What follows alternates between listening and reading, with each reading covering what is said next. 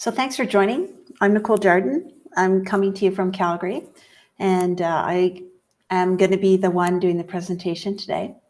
I'm the founder and CEO of Emerald Associates, and we've been doing Primavera type work for quite a few years. I think we're coming into our 28th year as Emerald, and I worked in claims and disputes for 5 years prior to that.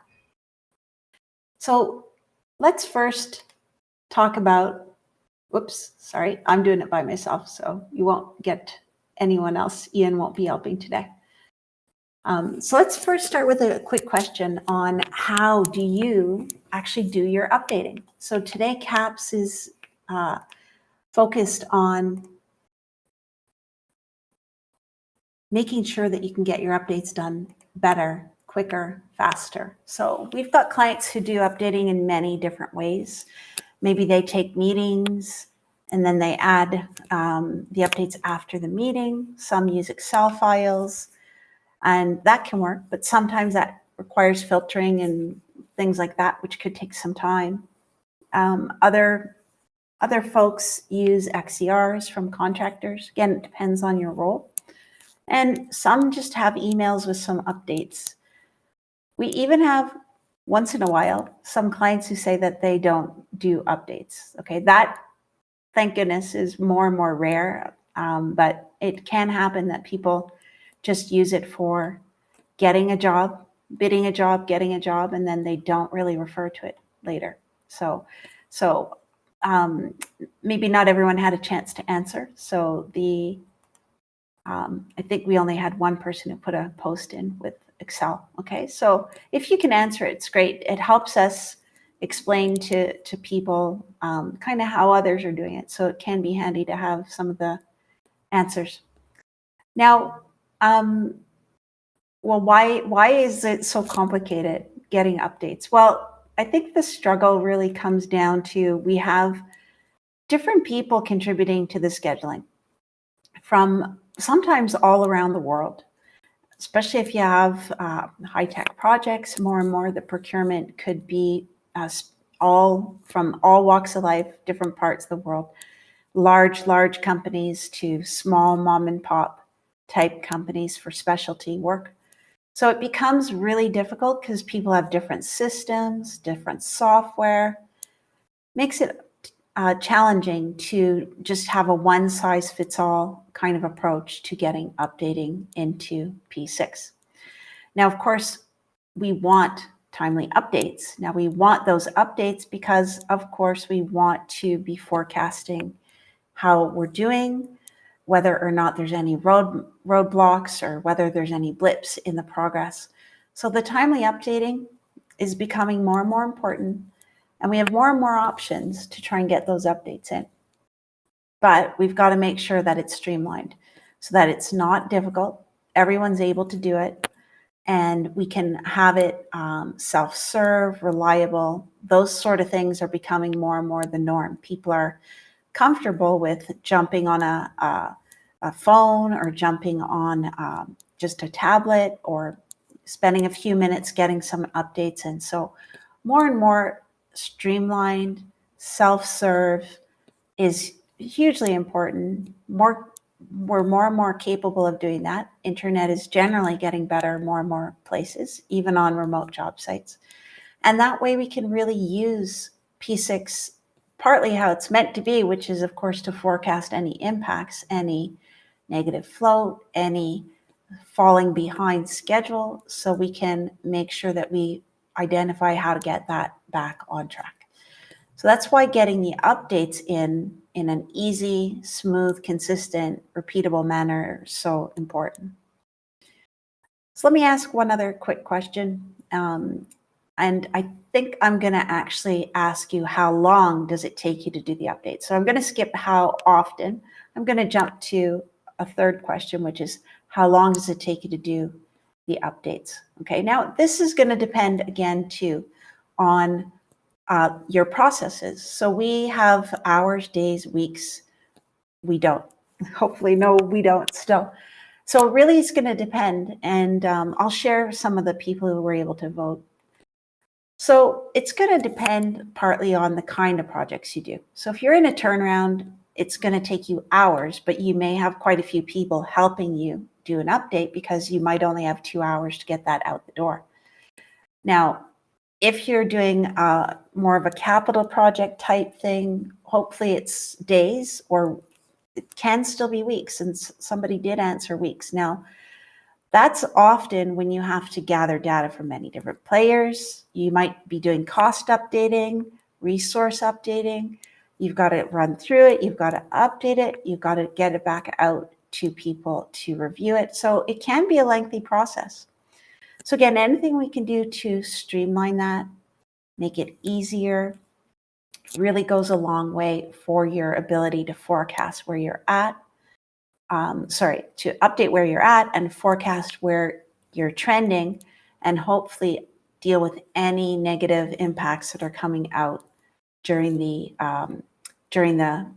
project execution. So the tool, we've got more than one updating tool that we have built as Emerald that work with P6. So we've got the CAPPS tool, which is our barcode scanning. We have a P6 loader, which allows you to take more than one project out at a time in Excel and give it that way, let them do updates. And of course, today we're going to show you the CAPPS tool, which is in the cloud or in the web updating tool, which we've designed to work with capital projects. And that's what the acronym stands for, capital program projects updating. And the whole point here is for you to be able to get your updates done anywhere you are. No, you don't have to be a P6 expert. Okay, so you could deploy it to your project managers, or you could even deploy it to your engineering leads, and even folks at the site to do their updating. So that was the whole intent of putting CAPPS together. You can deploy it on premise, so within your own environment. You can have a hybrid, so you can run one or both of your tools in the cloud. And so those are the options. So deployment options are very flexible. Because it's a web-based tool, it's easy to access from a tablet. You can access it on a phone, but it's a little bit small. So depending on how your team is doing the updates, if you just have a few fields, it could certainly work on the telephone. Okay, so I'll show you the idea of how you can configure the different columns and so on. And so it can definitely work on a phone, but it certainly works quite well on a tablet and definitely on a laptop. Now, the security is hooked into the P6 model. So we use the web service licenses that you can get for P6 so that the security model is developed in P6, just like you would do for a P6 user. And that way the person can access the data with you controlling that security. They can do their updates. They can either submit it for approval if you wish, and you don't have to use approvals in CAPPS. It's an option, and you can mix and match. So some projects you may choose to use that, others not.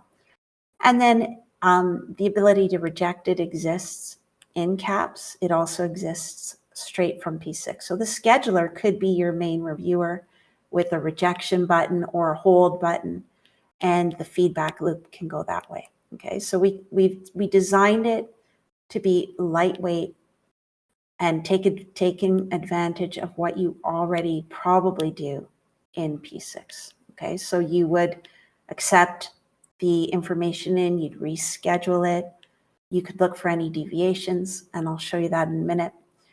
And you can do your reporting just again the way, hopefully you're probably using 95% of base P6 type functionality in using CAPPS. Okay, so let me go ahead and jump into actually showing you the software and running through some different examples and the types of updates that you can put in CAPPS and have them flow into P6. Shannon, does it look okay? Yes. Okay, thank you. Okay, so let me give you the lay of the land so you have an idea of what you're looking at here starting in P6. And I'm using the client app to show it to you, but all of what I'm showing you could work in P6 web as well if you use the web portal instead of the client portal.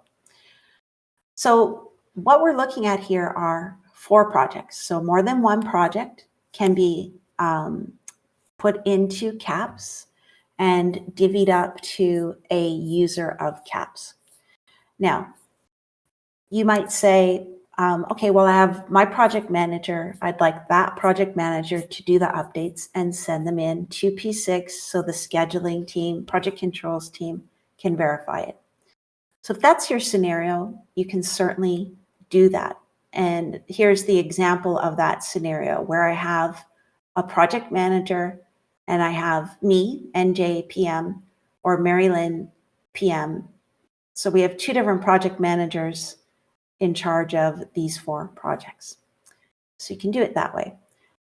Now, you might also have a scenario that's a little bit more granular or more detailed.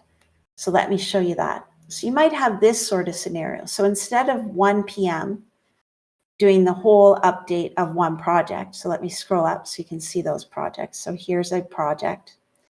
So instead of having 1 PM do all the updates and then another approver, you could actually get to a next level of detail, which would take advantage of activity codes, which you more than likely use already in P6. So in this example, we're going a bit more detailed, and we actually have different folks who are going to be in charge of submitting different statuses. Okay, so that would allow you to do the scenario where you have perhaps different engineering leads in charge of different work packages. In this example, we have 3 different leads who would be in charge of 3 different work packages. Okay, or you could choose to give the CAPPS tool to a vendor. So an outside vendor who may or may not know P6, may or may not even own P6 within their organization. So you get them a web service license, you get the CAPPS license, and then you can give them access to do their own updating. So that's also a very viable option. And you could even go to the layer of giving it to a crew lead or discipline lead. So sky's the limit really on how you could take advantage of this. So you can get away from having to export projects. You could get away from having to take data out every single time you want an update into Excel and expecting them to do updates. Okay, so it could change the dynamic of your updating to more self-serve and more real-time. So this is how I've structured the data so that I can get it over into CAPPS.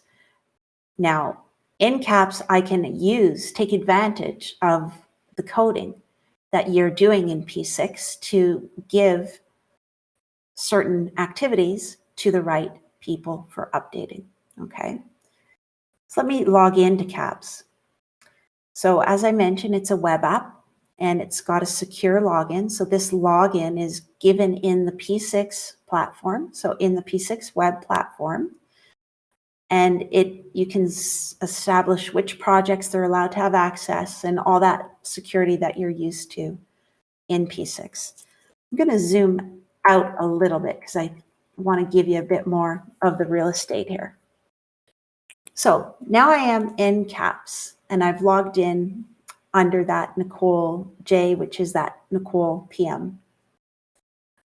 So let me explain what you're looking at on the screen. So we have a variety of tabs here. Some are working tabs, some are view only type of tabs. So let me give you a bit of the lay of the land. So I start off in the activity or task window, and I've got these different fields. So I've got my project, my WPS, my activity, my description.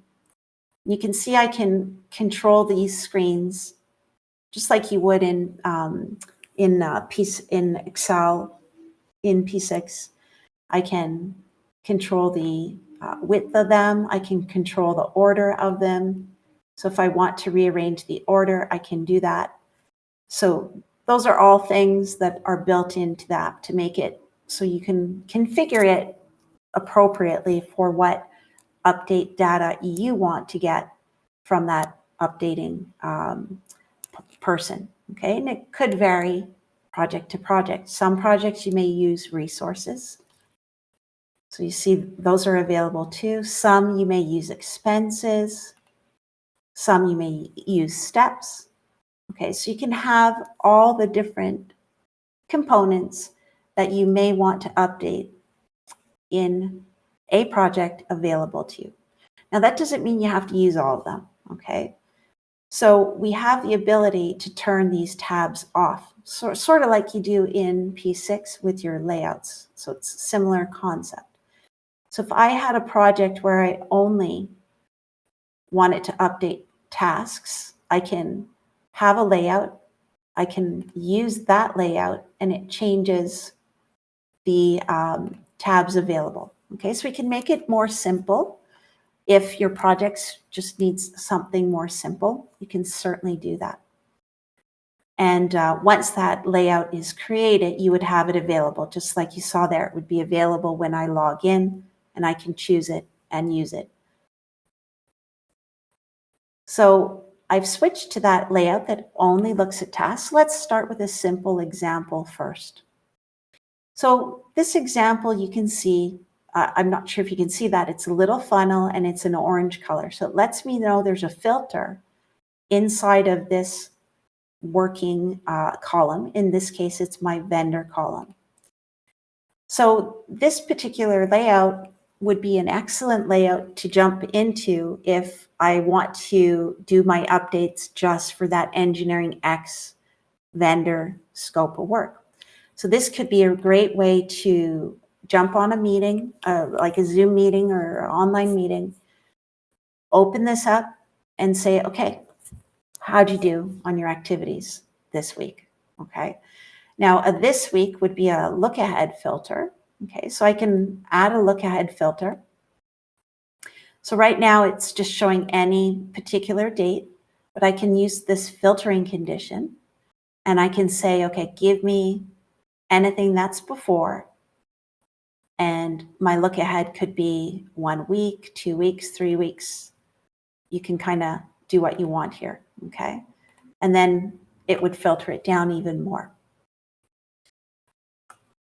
Now I could work with that, run through it in the meeting, or in my case, I'm going to go back just showing all the activities, just so I have a few more to work with on the screen.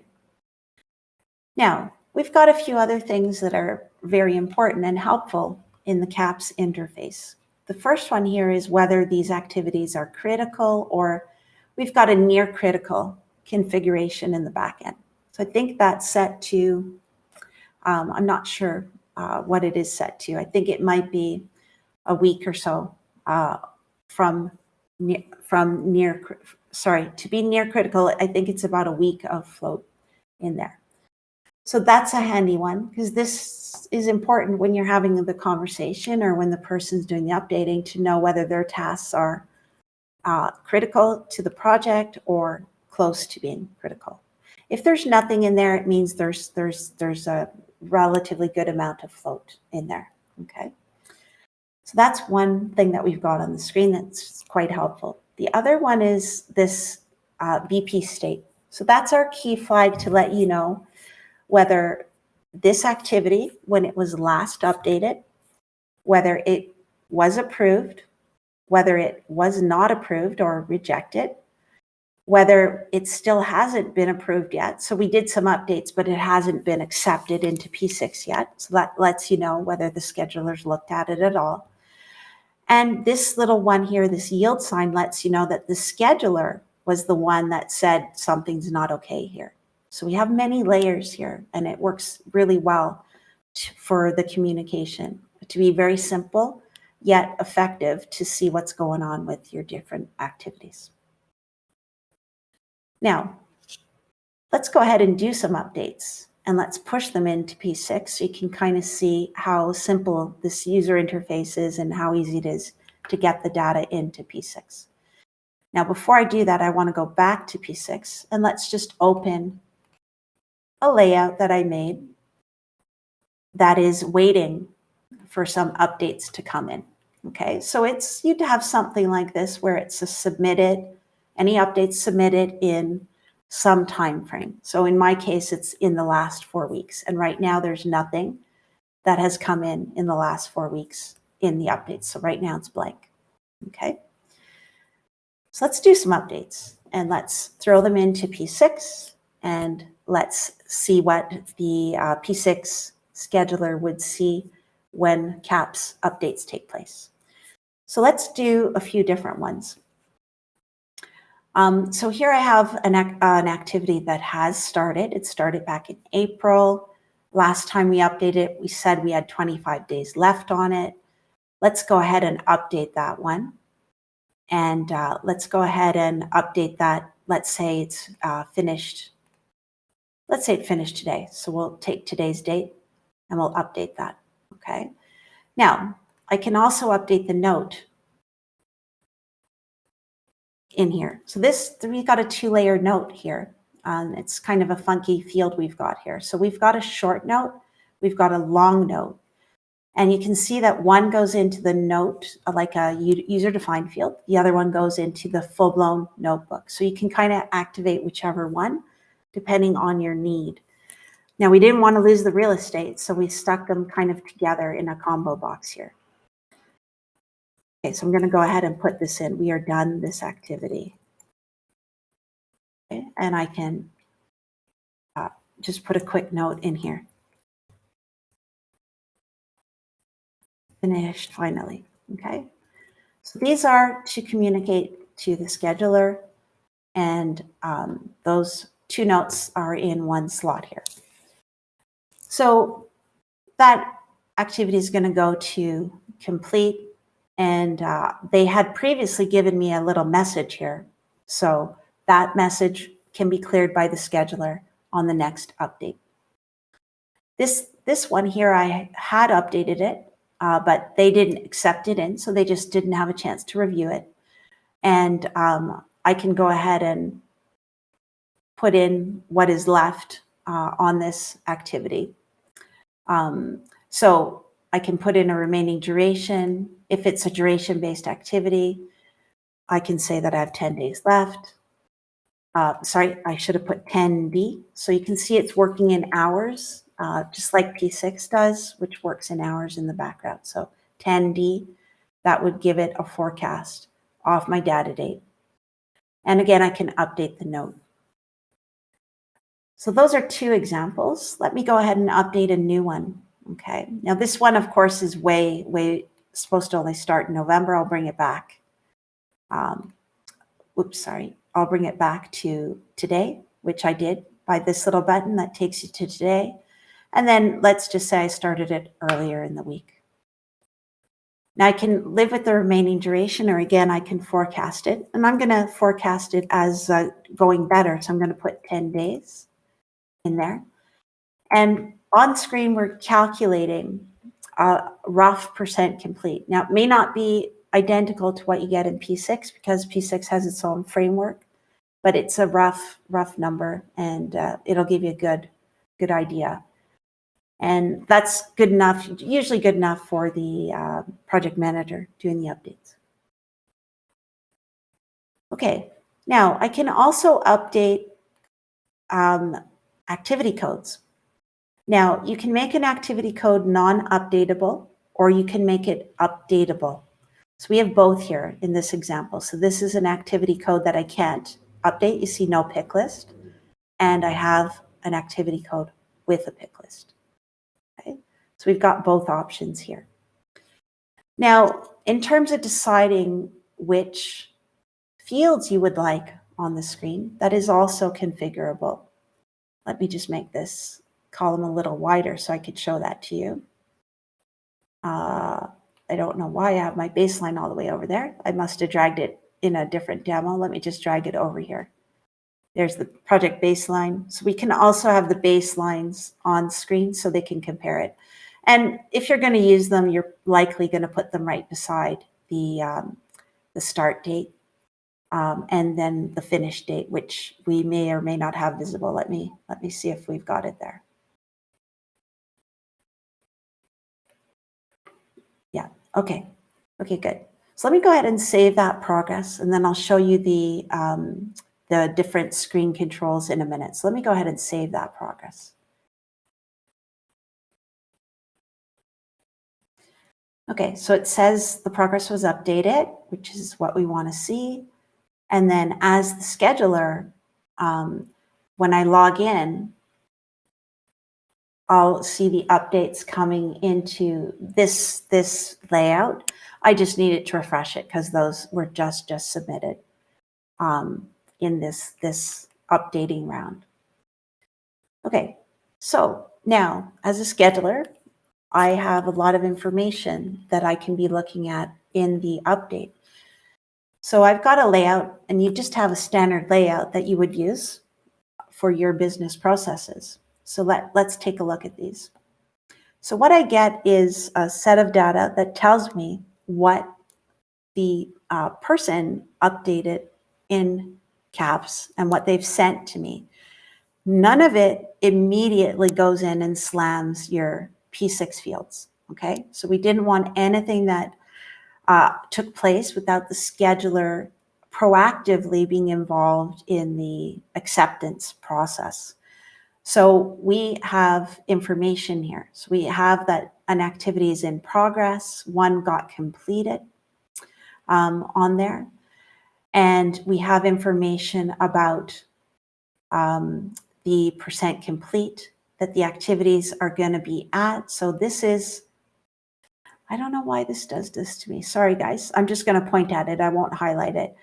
So it's letting me know that this activity was 0% because we started it, and we're setting it to 79%, so 78 point whatever it was. So as I've mentioned, it might be slightly different.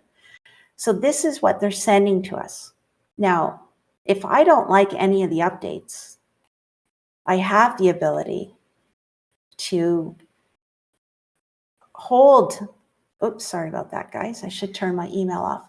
I have the ability to hold any of the updates by putting this under review, okay, which is what gave that little, gave that little flag there a minute ago that we saw that yield sign, okay?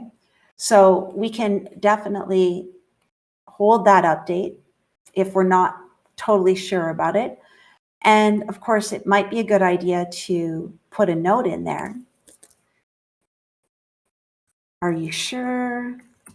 You only have 10 days left.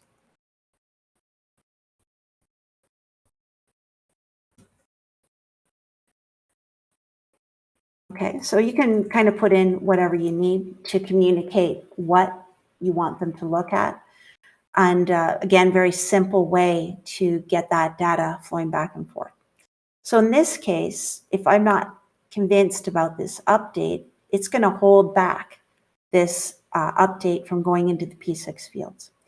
Now it will accept the other ones, okay? So it's one by one in this case. It's not going to jam up every update they've submitted. It's just that particular activity that I've actually said I better review this a little bit further, okay? Now, let me just show you a bit more about the different data that we can have updated as well, okay? And I'll go back in and we'll do some updates around that. So let me just scroll over. We have a lot of fields here, and you can make the layout whatever way you want. So the other thing that we've got, of course, is the start date that we received, and we know we pulled that way back from November. So it's letting us know that they're way ahead on that start date. So we show that using the out-of-the-box flags with the blue star. Okay, it lets us know how many hours ahead that is. So everything is in hours. And that way we have a quick visual for the scheduler. And they can filter on this, of course, right? So we can see everything that's ahead, everything behind, and so on. So these are really handy fields for finding and deciding if you're going to accept the updates, okay? Okay, so that's a start and finish update. Now, if I'm okay with accepting these two, but not this one, the way we do that is we go back to the project window and we tell CAPPS that everything's good. We've had a chance to review it. Sorry, I grabbed the wrong project. Let me do that again. I think it's, looks like project 3. So let me grab project 3 and ask it to go ahead and accept these updates. And I'll save that and I'll refresh that. So we take advantage of our P6 calculator technology, which will do all the data acceptance and moves into the P6 fields. So it takes a minute. It will run through. And as you can see, I can do more than one project. Okay, so it's finished doing the moves.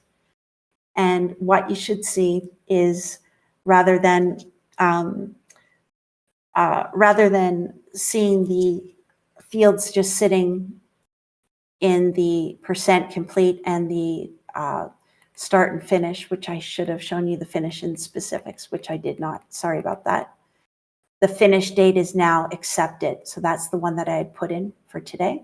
So it takes it from the CAPPS field into the real actual finish field, and status is the activity. So it's really easy to keep track of what's going on. Now you'll see that this one is still under review, and you'll see that that percent complete did not move over. Neither did the actual start. Okay, so you see the start is still sitting at 26th of November until I remove the hold on it. So I can log back in to CAPPS. I could log out. I'm going to just stay in as the same user, and I'll just go back and I'll see what's going on. I'll go back to that layout just so we're using the same one. It always goes back to my first default layout, so it's easy just to go ahead and go back to that layout and go to see the tasks. And again, you're going to see this one is still sitting there with the little flag here saying it's still under review. You'll see the one that I got finished is off my screen. So that's one of the settings, that activities that are completed go off the screen. So you're not kind of getting cluttered up with stuff that's already been dealt with. Okay. So then I can do some more updates. Now, let's look at a scenario that might be a little bit more complicated. So let's look at something that maybe you're going to want to use resources and steps and expenses. So let's get into something with a little more meat on it. So I apply the layout, and you'll see that I have these tabs that are now available in that layout. Now this particular task window can have a different look, feel, different order. Okay, so it's totally controllable for you on each of the layouts. So let's look at this. So because I'm now working with steps, I'm possibly working with expenses and also with resources, I have this handy little navigation that's available now because I've got more tabs on the screen.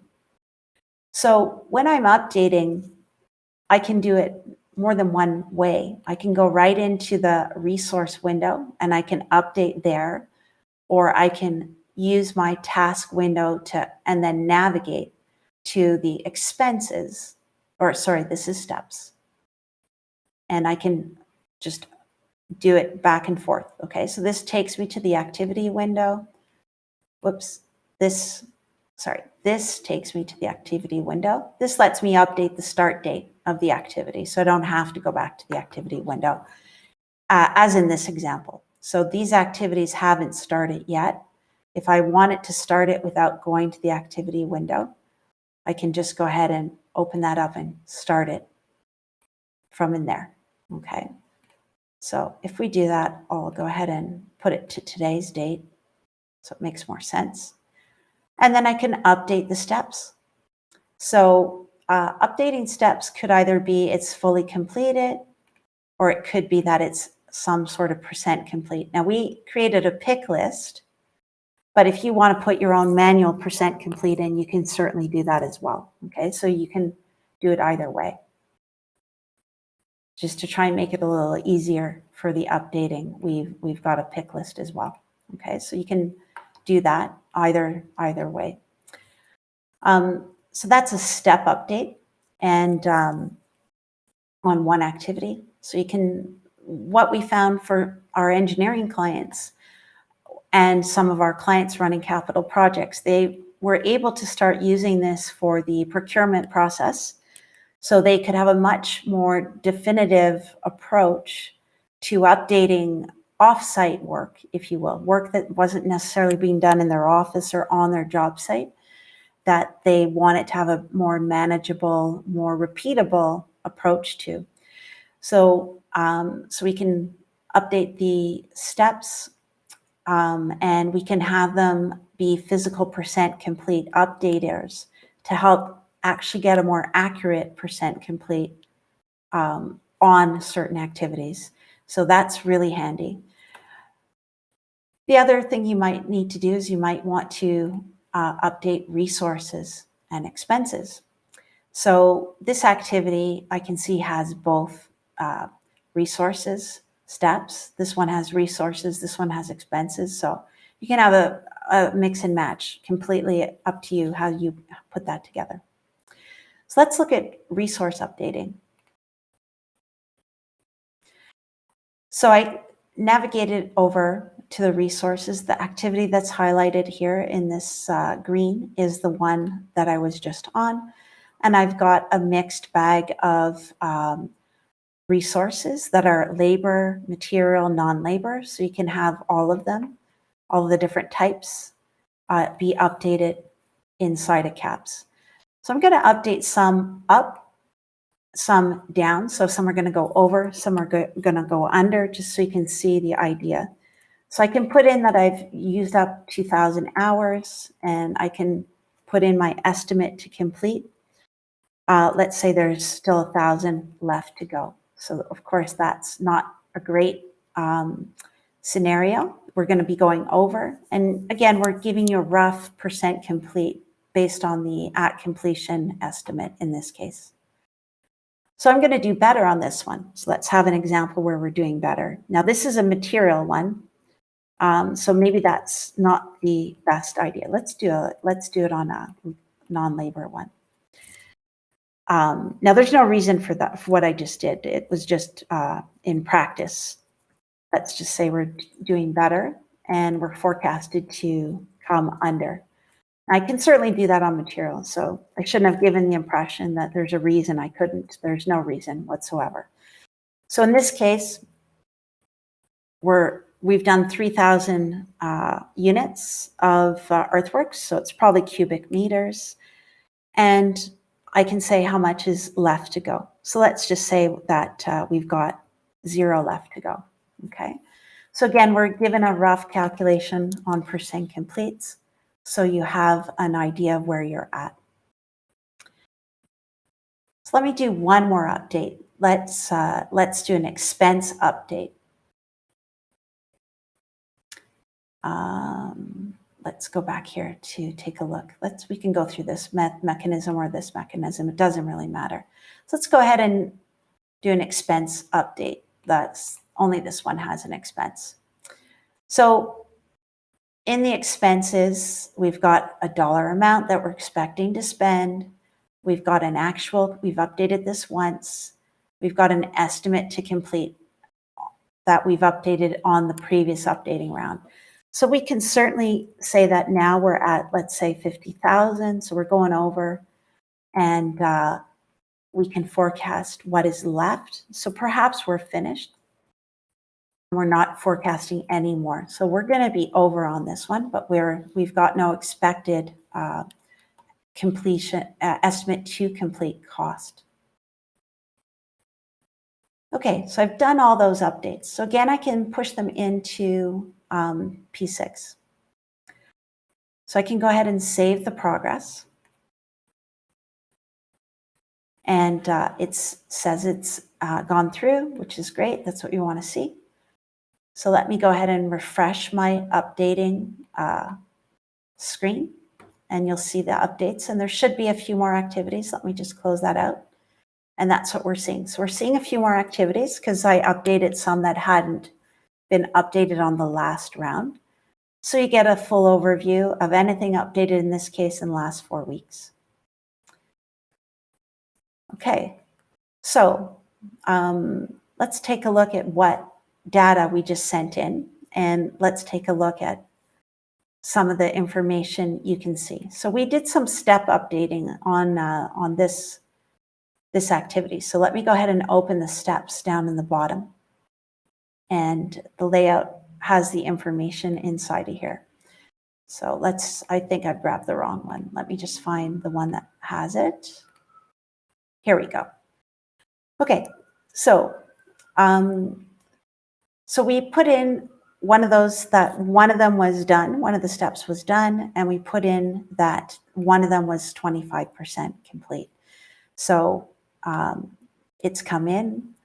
Again, if I'm not comfortable with some of those updates, I can use that hold button. Okay, if not, and I'm okay with it, I don't need to action anything. When I accept the changes, these will understand what to do with them. So that's the step updating. So let's take a look at the resource updating. Okay, so let's just find which one that was on. I think it was 70. Yeah, right here. Okay, so here's the resource updating. So we had some material, that was the earthworks. We've got the CAPPS amount, 3,000. We've got the labor. We've got the non-labor. So these updates are available. Again, same approach, I can accept or reject. And we've got the data here on when it was submitted and who the submitter was and so on. Okay, so we can even have notes inside of there as well. I didn't take advantage of those in this update. So those are resources. Let's look at expenses. Now I can't remember which one. Okay, it looks like it's this mobilization activity. So again, we have that the last update was at 10,000. We're forecasting to be at 50,000, and the estimate to complete is 0 remaining. So it'll do the recalculation once we accept the changes. Okay. So this is the person in P6 receiving those updates. Now, if we do want to take advantage of approvers in P6, in CAPPS, we can do that as well. So it's totally up to you whether or not you want someone in between taking a look at these updates. Now, if you do, you give them a login, and they would log in as the approver. Oops, might help if I type the login right. Okay, that's better. So an approver, again, could have all these tabs or fewer, depends on the data you want them to look at, okay?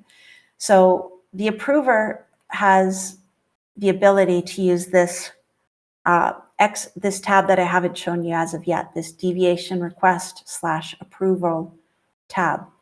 So this one is really where they would first start out, and they would look at probably anything that was submitted, not something that hasn't been submitted. Okay, so they'd have a quick filter here, and then they could see kind of what has gone on in the last updates and what's a new update here. Okay, so here's some of the ones that I updated right here on the screen. And it may not just be the updates I just did. So these updates that I just sent in were for this engineering X, but they might be receiving updates from other folks as well. So that's what you're seeing in this example. They've got updates coming from different vendors that might be from one person doing the updates or many. Okay, so this screen is amalgamating everything that they need to be approving and or rejecting. Okay, so in the last update here on this activity 20, they had rejected it, but they might be in a position to approve this in this go round. Okay, so that's a possibility. Now, this gives them a bit of an idea of what's going on with that activity. So in this case, it started late. We're running over on the duration. So you see that. So they have some information there on, it's not just a blind acceptance. And if they want to see the details on the activity screen, they can just navigate through this little button, okay? And they can see what the updates were. This is where the baseline could be handy to have on the screen, okay? So very easy to navigate across, and this takes them back to their window, which is that approval window, okay? So that's the layer that's available for them as the approver. Now, they may also want to look at the logic. They may want to understand the successor that could be impacted by this particular activity. Okay, so that's why we've got those there. So they're not allowed to edit the logic, but they're able to look at it and understand, okay, well, this release document is going to get impacted, and they can take a look at some information here, like is there a float or whatnot, okay?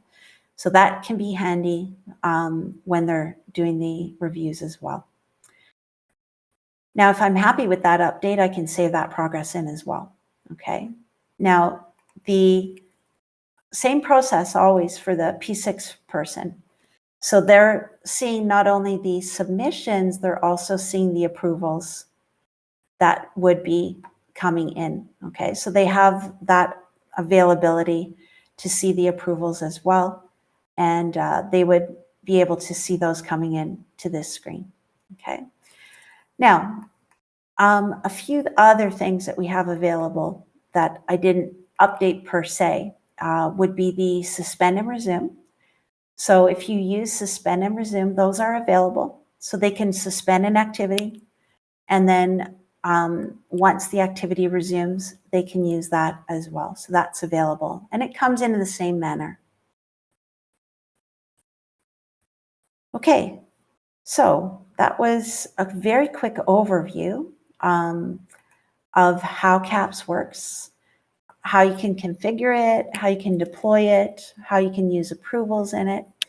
So hopefully we gave you a flavor of how the software works. Okay, so let me just see if there's any questions before I jump out of the software. If you do have any questions, certainly go ahead. You can put them in the questions area or the chat area. Either way is good. It can be opened and updated by more than one user at the same time. Yes, it can. So you saw that I logged in as Nicole J. Another user can log in at the same time, not a problem. What they see on their screen is configured for them. So they may see different activities, they may see different projects altogether. But yes, it's multi-user, and it can have more than one project that you're working with. So let's say you're engineering lead in charge of civil engineering, for example. He may be the person doing the updates for 4 or 5 different projects at a given time. So he would just see engineering activities from the projects he is contributing to. Okay. Okay.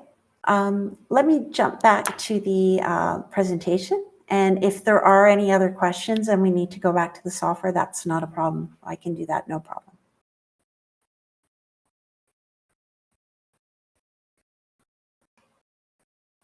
Okay.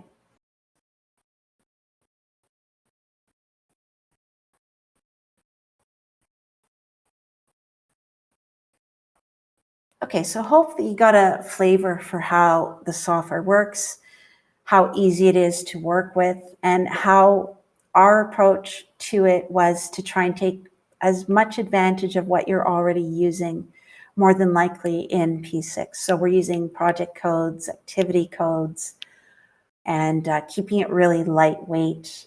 And a lot of you don't have to jump into the different portals inside P6. Just try and keep it easy for your P6 schedulers. Okay. That was our philosophy. That was the approach. And the tool was built years and years ago. So it's over 10 years ago that we started the CAPPS platform. Now, of course, visually it's changed over time, but we built it for clients who were running many projects at more than one job site. And they just had so many projects that their schedulers were overwhelmed. So the first example I'm going to run through is Petro-Canada, now part of Suncor. And they had so many projects on the go between their capital projects, their small updating projects, and their operational projects that their schedulers were just overrun. And so what they wanted was the PMs and the engineering leads from their engineering companies to help get the updates in. Now, at the time, they wanted the updates to go from monthly, which was not working well, to every 2 weeks, but the costs would be updated once a month. Now, what they found they gained a lot by taking this philosophy, and they were able to improve their issue management by what they considered 50%. So they could identify the issues sooner, and they could get them off their plate much quicker. So that was a big win. And of course, updates were done more quickly. And another big win that I kind of touched on earlier was they were able to start to track offsite work better.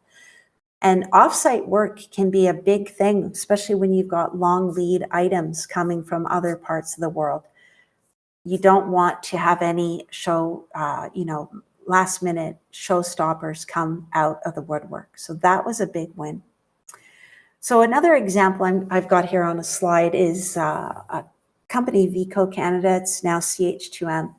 Now, when they used CAPPS, they used it for some very, very large projects. And the engineering disciplines were the ones using it, the leads. They were using steps. So this was a view that showed steps only. And the idea was that the steps had standard items that each of the engineering work packages needed to go through. So the discipline lead could update them very quickly. That would feed to the scheduler in P6, and it would help with the physical percent complete. And then the scheduler could translate that into the proper remaining duration. So that was a big win to get those updates from the engineering discipline. It saved them time in the meetings that they were attending, which would in many cases have 5 to 10, even 15 people around the table doing the updates. So it was very expensive. And they were able to get the updates in weekly and even some cases more than once a week, which improved their delivery on their packages by over a week. So average of 5 days per package. So that was a huge gain for them. And the transparency went up and client relations improved because of it. So those are some older examples. Now I have a newer example. I just didn't have a slide for it. It's an interesting project. I think it's a case study on our website. An interesting project in Australia where it's a governmental project around the country with over 150 PMs doing the updates. Now, those updates used to be done in Excel, in meetings. It was a nightmare. So now the PMs are doing the updates.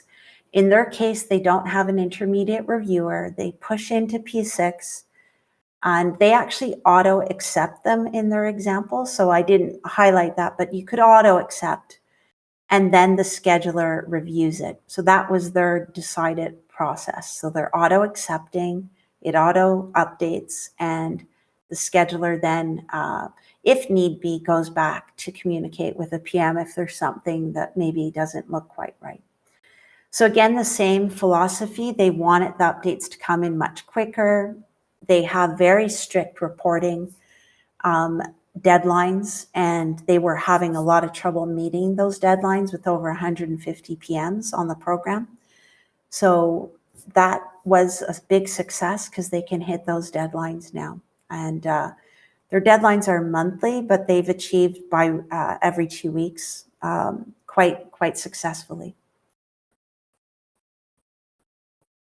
So in terms of the benefits, some of the ROI, I touched on it, but these are some of the feedbacks that we've received, that the team updates can be done from site every day. At the end of the day, 15 minutes. So that's a big win. Having that pressure building up to get your updates in. If you do timesheets like we do, sometimes that can be a lot of pressure. So a lot of improvement in the frustration, just because it's very easy to work with. Touched on the engineering, being able to do the updates, and you don't have to be an expert. You don't have to understand all the background of how the schedule was put together. So that's a big win. And then I think we've touched on some of these already. So some of our clients are able to now use parts of P6 they weren't able to use before, because the updating now won't be all on one person's head. So that's a big win as well. You can start to use resources better. You can start to use expenses, and you could even use steps if you weren't using them to get a better, true understanding of the percent complete. So those are real big advantages, which bring the visibility. And you can start to drive into true earned value forecasting with using physical percent complete, with using resources, costs, and of course dates. So I think I've touched on some of these. So the training, very minimal. It's a matter of making sure the layout is established. If you want one standard layout across the team, that can be deployed as a default. And if need be, you can have slightly different layouts, as you saw there. And let's say you have a client that needs resources and another that doesn't, you can have more than one layout for those updates. So very easy to set those up and have the right kind of approach. Okay, so hopefully you saw something of interest, because usually updating can be quite a challenge on your scheduling team to get all the updates in a timely manner.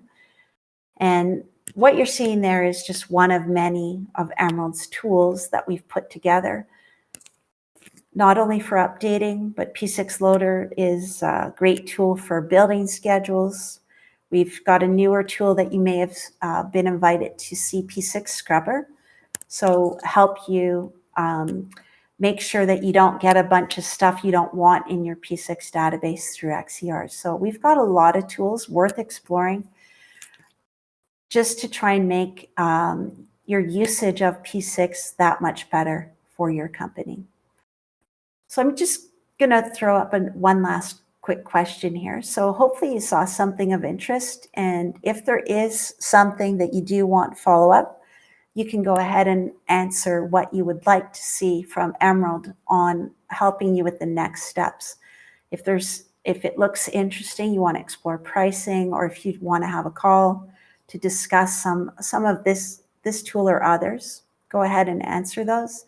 Or if you just want to stay informed what's going on, or if you want to take a look at the solution. So if you answer those, it's just helping us make sure we're helping you in the best manner, effective use of your time and ours. So you can answer those at any time.